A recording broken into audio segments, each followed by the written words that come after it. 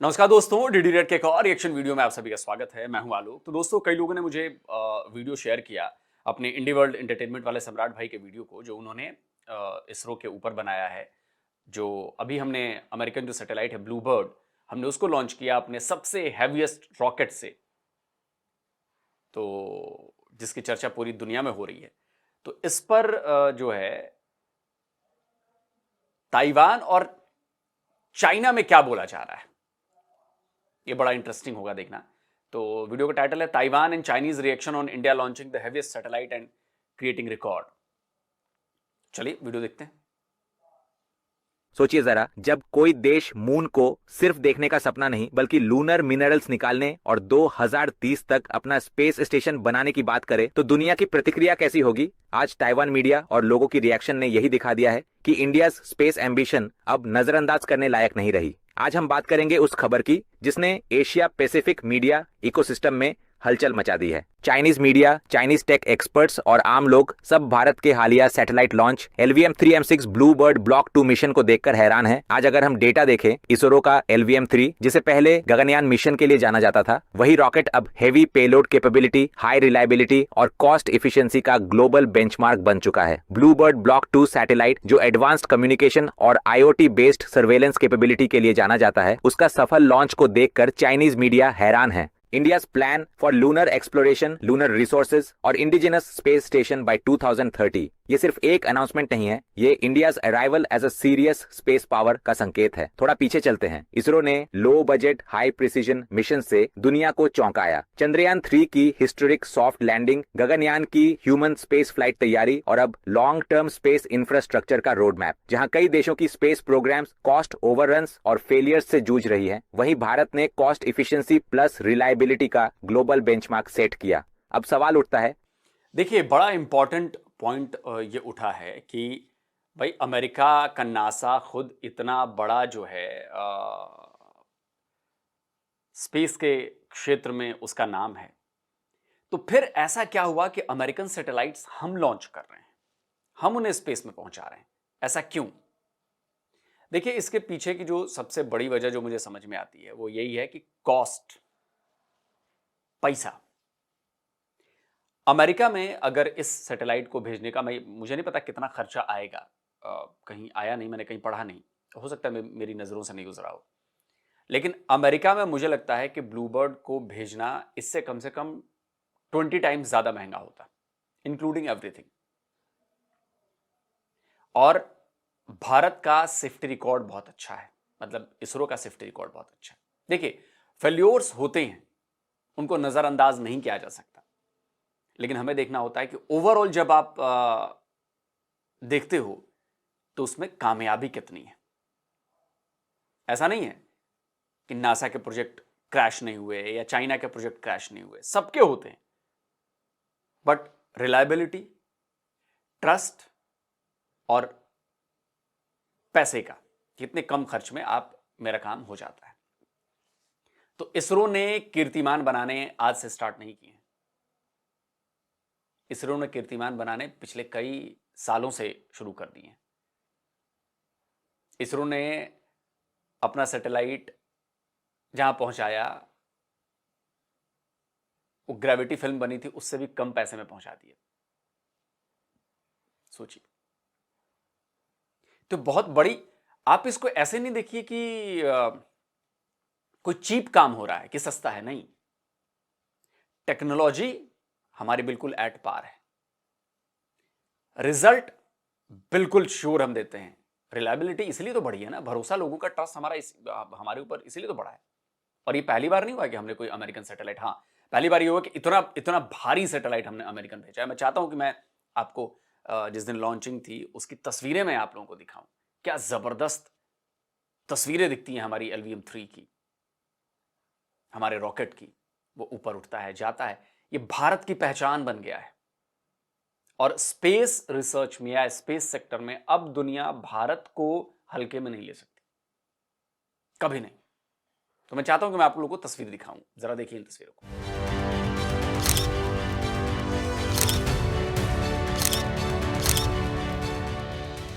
और ये सिर्फ अभी, मैं तो कहूंगा कि ये इसरो की अभी शुरुआत है। आने वाले जो 20 साल हैं, 20 ईयर्स, मैं थोड़ा ज्यादा टाइम आप लोगों को बता रहा हूं, लेकिन 20 ईयर्स इसलिए बता रहा हूं क्योंकि जो हमारी प्लानिंग है ना स्पेस में, वो 20 ईयर्स में आपको दिखने लगेगी। हमारा स्पेस स्टेशन, हमारे अंतरिक्ष यात्रियों का आना जाना, हमारा शटल, समझ रहे हैं, ये बहुत मतलब बिग लीग में पहुंचा देंगे इसरो वाले हमें, बहुत बड़े लीग में। अब 20 साल बाद इसका असर देखिएगा कि हमारी स्पेस टेक्नोलॉजी और हमारा स्पेस प्रोग्राम कहां तक चला जाएगा।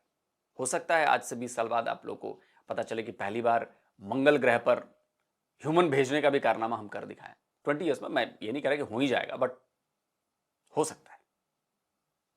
तो चलिए वीडियो देखते हैं कि ताइवानीज और इधर चाइना मीडिया क्या कह रहा है। lunar minerals calling for a self-built space station by 2030. 3, 2, 1, 0. 火箭点燃， rocket launch होता है और तेजी से आकाश की ओर उड़ान भरता है। Bluebird Block 2 satellite separated.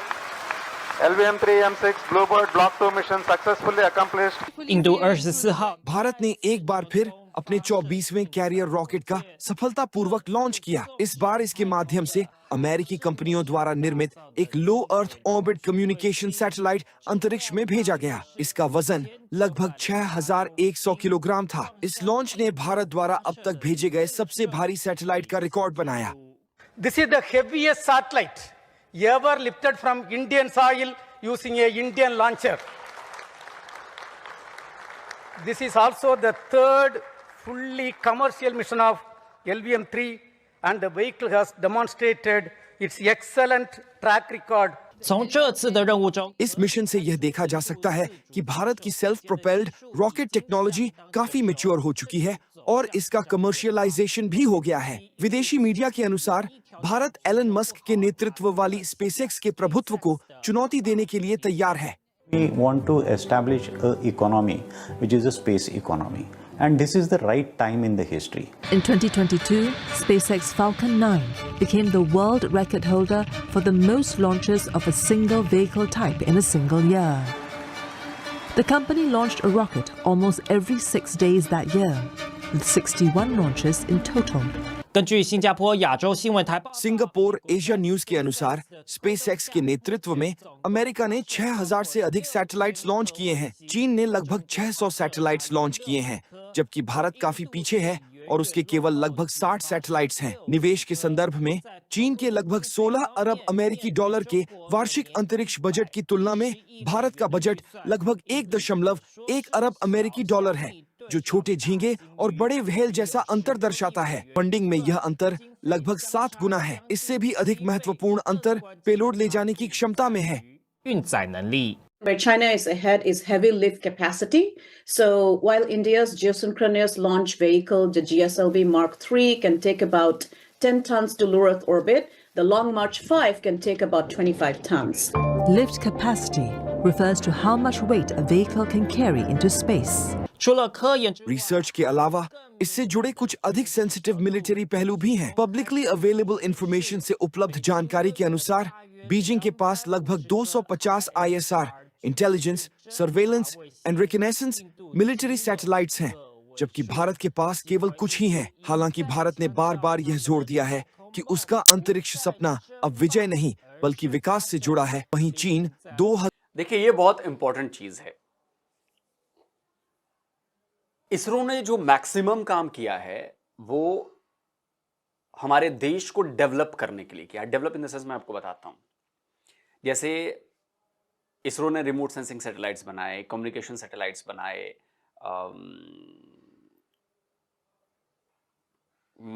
जो हमारे मछुआरे हैं उनको फायदा हो उसके लिए बनाए, मौसम वेदर सैटेलाइट्स बनाए। इससे क्या हुआ कि हमारे ओवरऑल देश के लोगों को फायदा हुआ। मतलब लोगों को जो आम जरूरतें हैं उनकी, कि भाई तूफान आने से पहले उनको जानकारी मिल जाए।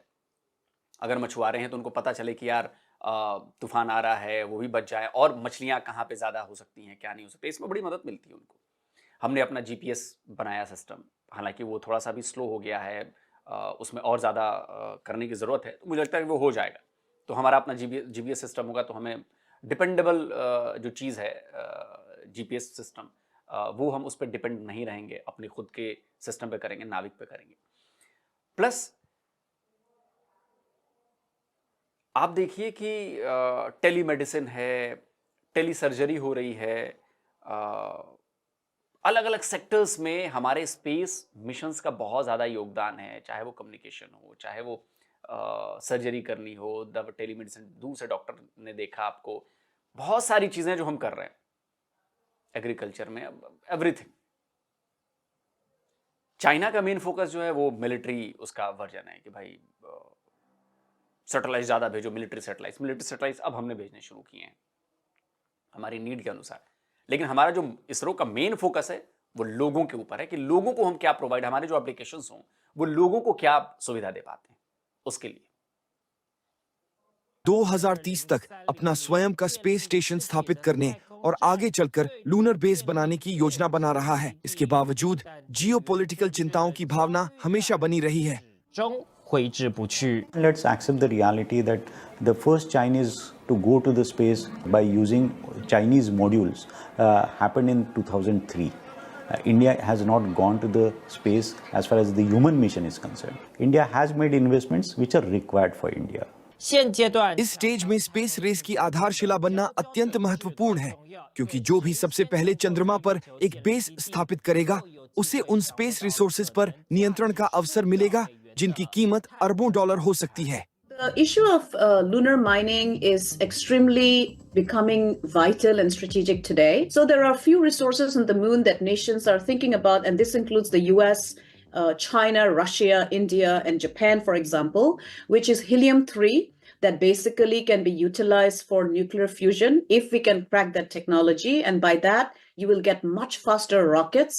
The second resource are platinum rare group metals, so that is another very critical resource.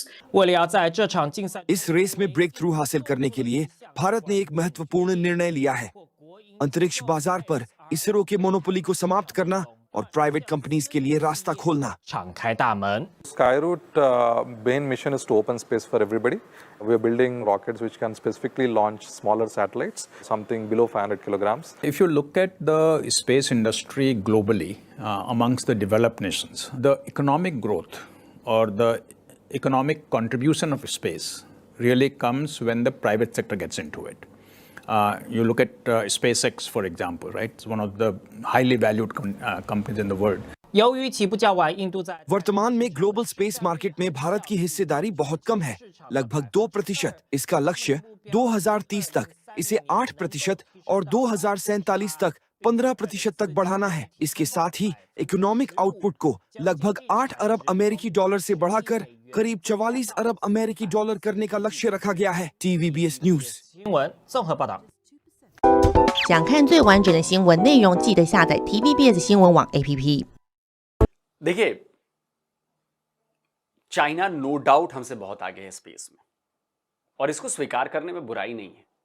America भी बहुत आगे है यार, लेकिन कुछ ना कुछ ऐसा है हमारे इसरो के पास जो बाकियों के पास नहीं है। हम ठीक है, हम स्लो हैं, हम कम फंड कर रहे हैं, लेकिन मुझे लगता है कि आने वाले टाइम में इसरो की फंडिंग बढ़ने वाली है R&D पर। और दूसरा, जैसे ही हम ये मून मिशन, मान लीजिए मैंड मून मिशन करते हैं, उसके बाद जो ग्राफ ऊपर उठेगा वो बहुत तेजी से उठेगा। जैसे 1983 का वर्ल्ड कप जीतना भारत की क्रिकेट के लिए बहुत बड़ा माइलस्टोन था, आप उस पॉइंट को समझिए। उसके बाद से क्रिकेट ने भारत में एक अलग रूप ले लिया। वैसे ही मुझे लग रहा है कि जब हम मैंड मिशन कर लेंगे ना चांद पे, अगर हमारा भारतीय एक अंतरिक्ष यात्री जिस दिन लैंड करेगा, अपना पैर रखेगा, वो दिन ऐतिहासिक होगा भारत के लिए। और वहां से भारत का जो स्पेस सेक्टर है उसका ग्राफ यूं नहीं जाएगा, उसका ग्राफ यूं जाएगा। आप देखिएगा, बहुत बड़ा प्लेयर बनेगा इंडिया, बहुत बड़ा। ठीक है कि हम चाइना से पीछे हैं, लेकिन ये गैप बहुत तेजी से भर रहा है। ये गैप भर रहा है क्योंकि देखिए, स्पेस टेक्नोलॉजी इतनी आसान नहीं है, और भारत जैसे देश के साथ ये लोग शेयर भी नहीं करना चाहते। क्यों? क्योंकि इन लोगों को लगता है कि, आपको पता ही है कि पूरा वेस्ट और अमेरिका, ये लोग नहीं चाहते कि भारत इतनी तेजी से ग्रो करे। और मैं आप लोगों को अपने कई वीडियोस में कह चुका हूं कि अगर अमेरिका सबसे बड़ा कंपटीटर बाद में मानेगा तो चाइना को छोड़कर वो इंडिया को मानेगा। और ये होना शुरू हो गया। भारत के खिलाफ बहुत सारे काम किए जा रहे हैं जो भारत को डाउनग्रेड करें, भारत का मोराल तोड़ें, भारत को दबा दें। लेकिन इन सब के बावजूद भारत लड़ रहा है और भारत आगे निकल रहा है। हम पर टैरिफ लगाकर, हम पर ये कर हमारे बिजनेस को तबाह करने की कोशिश की गई, हमारी इकोनॉमी को तबाह करने की कोशिश की गई, लेकिन फर्क नहीं पड़ा। हम अभी भी 8.2% की जीडीपी रफ्तार है हमारी, और अभी भी हम सबसे तेज गति से बढ़ती हुई अर्थव्यवस्था है पूरी दुनिया में। तो समझना पड़ेगा। चलिए कमेंट्स में क्या बता रहे हैं वो भी जरा देखें। कॉलर ने लिखा है कि इंडिया ने हमेशा साबित किया है कि जो भी उनका मजाक उड़ाता है उसे जवाब वर्ड्स से नहीं बल्कि अपने काम और सक्सेस से मिलता है। उसके बाद ऐशवार्ती पीएस ने लिखा है कि चाइनीज कमेंट सेक्शन में रो रहे हैं क्योंकि चाइनीज इक्विपमेंट भरोसेमंद नहीं है। उसके बाद लेंगलेंग ने लिखा है कि ताइवान और इंडिया एक ही परिवार हैं, इंडिया का गौरव ब्रदर चिंगडे का भी गौरव है। उसके बाद इंट्रूडर ने लिखा है कि तिब्बत प्राचीन भारत का हिस्सा है, तिब्बत सदियों से भारत का अभिन्न अंग रहा है। उसके बाद टाइटन ने लिखा है कि मैं हमेशा से मानता आया हूं कि इंडिया एक बहुत पावरफुल देश है, अगर वो अपनी पॉपुलेशन एडवांटेज को सही तरह से इस्तेमाल करे तो बहुत ऊंचाइयों तक पहुंच सकता है। इंडिया को अंडर एस्टिमेट करना सूनर और लेटर निराशा ही देगा। उसके बाद एनिफ ने लिखा है कि तिब्बत इंडिया का अभिन्न हिस्सा है। उसके बाद सुरवियो ने लिखा है कि ध्यान से देखना चाहिए कि कैसे इंडिया एक के बाद एक रिकॉर्ड्स तोड़ रहा है, स्पेस रिसर्च से लेकर डिफेंस तक। दूसरों को इंडिया को देखकर कुछ सीखना चाहिए। डिफेंस से लेकर स्पेस मिशंस तक इंडिया लगातार नए रिकॉर्ड्स बना रहा है। देखिए ग्लोबल लेवल पर हर फील्ड में इंडिया कितना आगे बढ़ चुका है। यहां तक कि साउथ कोरिया को भी इंडिया से सीखना चाहिए कि कैसे इंडिया दिन रात मेहनत करता है और उसी मेहनत का फल पा रहा है। अगर आप मेहनत करते हैं तो सक्सेस अपने आप मिलती है। उसके बाद कुवलेंट ने लिखा है कि इंडिया आज भी एक स्पेस पावर है और चाइना को अभी इंडिया से बहुत कुछ सीखना है। उसके बाद सूशा ने लिखा है कि जैसा कि एक डेवलप्ड कंट्री से उम्मीद होती है, इंडिया वाकई शानदार है। उसके बाद टोफू केशो ने लिखा है कि इंडियंस गंगा नदी से ई कोलाई बैक्टीरिया पूरे यूनिवर्स में फैलाना चाहते हैं क्योंकि इंडिया में हर कोई गंगा के पानी से इम्यून है। जिसके रिप्लाई में मैंने कहा कि ये कमेंट्स साइंटिफिकली इलिटरेट, रेसिस्ट और इनसिक्योरिटी से भरी हुई है क्योंकि ई कोलाई कोई इंडियन मोनोपोली नहीं है। ये बैक्टीरिया पूरी दुनिया में पाया जाता है, इंक्लूडिंग चाइना, यूरोप, और हम तुम्हारे जैसे नहीं हैं। तुम लोगों से पूरी दुनिया ने कोरोना वायरस का दर्द झेला है। हो सकता है तुम लोगों की सोच ऐसी हो, लेकिन हमारी नहीं। इंडिया फैक्ट्स, डेटा और रिस्पॉन्सिबिलिटी के साथ आगे बढ़ता है, जबकि कुछ बिल्कुल सही बात है। चलिए अब कमेंट्स में हमें करीब करीब पता चल गया। देखिए जलन तो बहुत सारे लोगों में है, जलन होगी, लेकिन हमें इन सबको देखना नहीं है, हमें इन सब पर ध्यान नहीं देना है।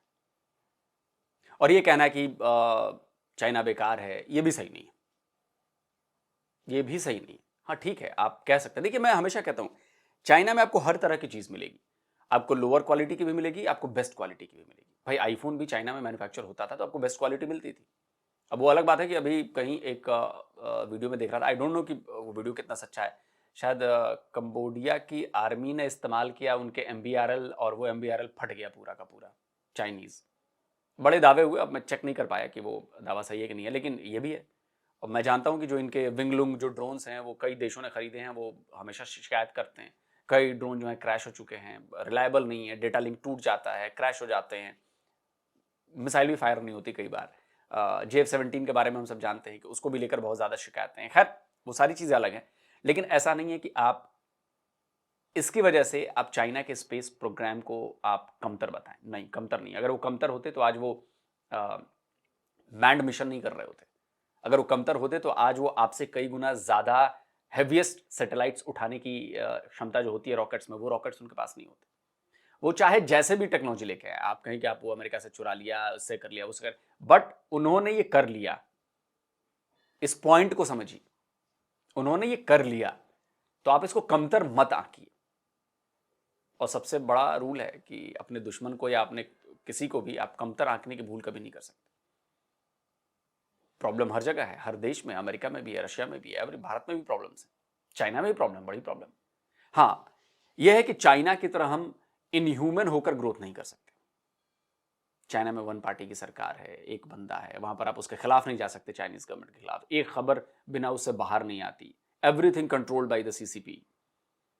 भारत में ऐसा नहीं हो सकता, भारत में डेमोक्रेसी है।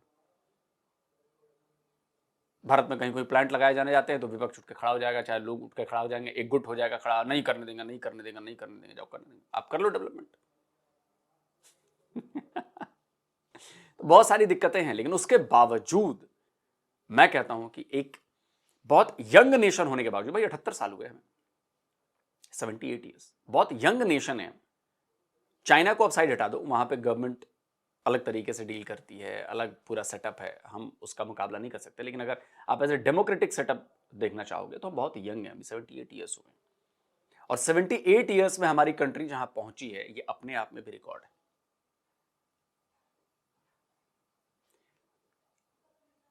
इस्लामिक इन्वेजन के बावजूद, ब्रिटिश इन्वेजन के बावजूद, उसके बाद भी हम जहां पर पहुंचे हैं, ये सब इस मिट्टी की देन है। ये बहुत बड़ी बात है। बाकी हम तो ये चाहते हैं यार, इसरो हमारे लिए बहुत प्राउड की बात है।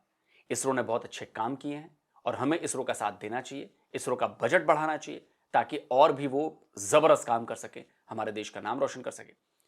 और जो बिजनेस शुरू किया है, जो स्पेस इकोनॉमी की बात हो रही थी वीडियो में, वो भी बड़ी जबरदस्त है, क्योंकि कमाई भी तो कर रहा है ना इसरो।